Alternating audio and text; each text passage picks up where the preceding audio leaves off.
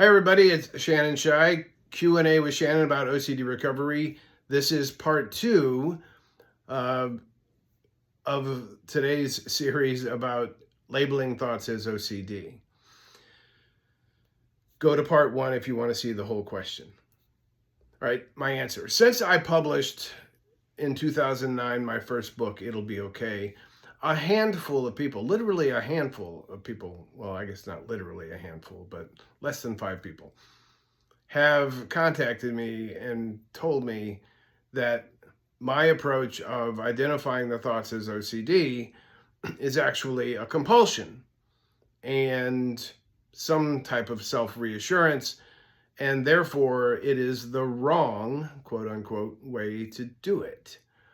All I can say, humbly and with a little sarcastic grin on my face, is I know how badly I suffered from OCD. I know what I actually did to recover, and I know where I am today. OCD doesn't affect me at all. No intrusive repetitive thoughts, no related anxiety, no compulsions. All right? So I guess if I did it the wrong way, I can live with that. All right, seriously. My recovery wasn't magic, and my recovery didn't happen overnight. It took a lot of hard work and persistence. I do take some issue with the notion that you shouldn't identify OCD as the culprit. If you followed that to its logical extension, there'd be no reason for a therapist to tell you that you had OCD. For me, understanding that it was OCD in play explained why I was feeling the way I was, explained why the thoughts were there, why I had this anxiety and these compulsions. It gave me justification for and purpose behind how I was going to treat these thoughts and this anxiety and these compulsions, right? I framed it as OCD. That pointed me in the direction that I needed to go.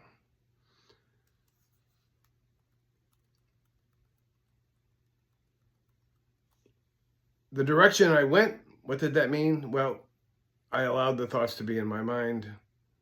I let the anxiety and the uncertainty be there, and I resisted giving into the compulsions. I'm not saying that other techniques, like, for example, don't label the thoughts, just be this way, or agree that all the thoughts are true, or tell yourself maybe they're true, maybe they're not. Don't give into the compulsion. I'm not saying that those aren't effective. They are. I know people who've done them, and they are.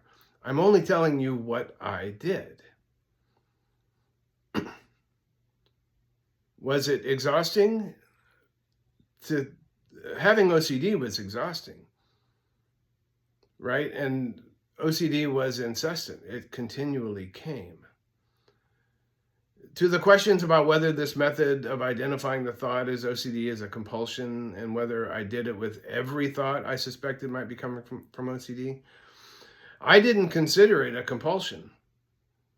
I considered it sort of my starting point of how I was going to conduct myself. If I suspected even slightly this was coming from OCD, and like most of the time, I was never sure. OCD wouldn't let me be sure that it was OCD. So I had to lower my threshold.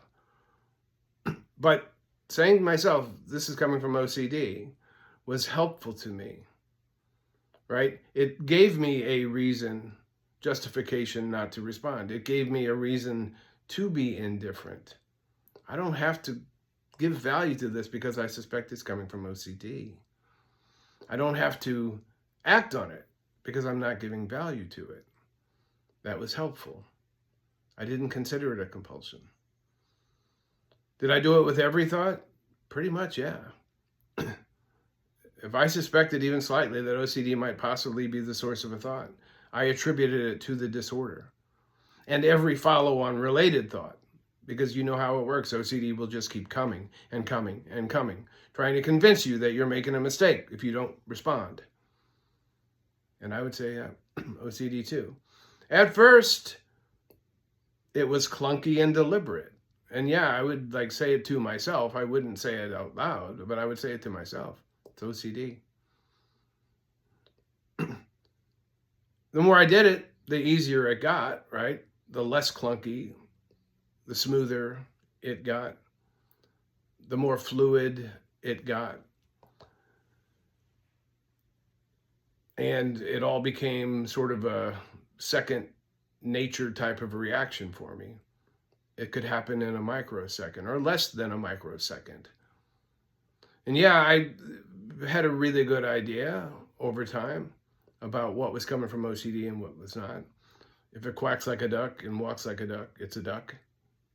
Even if the duck is telling you it's a goose. So you kind of know, but you don't need to know. Just any little bit of information that makes your antennae quiver that this is coming from OCD, that's enough. So again, I know what I actually did. I know where I am now. And I know how I got here. What I do is not difficult because I only tell you what I know and what I did.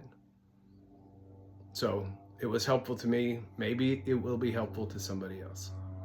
All right. I hope you have a great weekend. I'll talk to you on Monday for Motivation Mondays. Bye.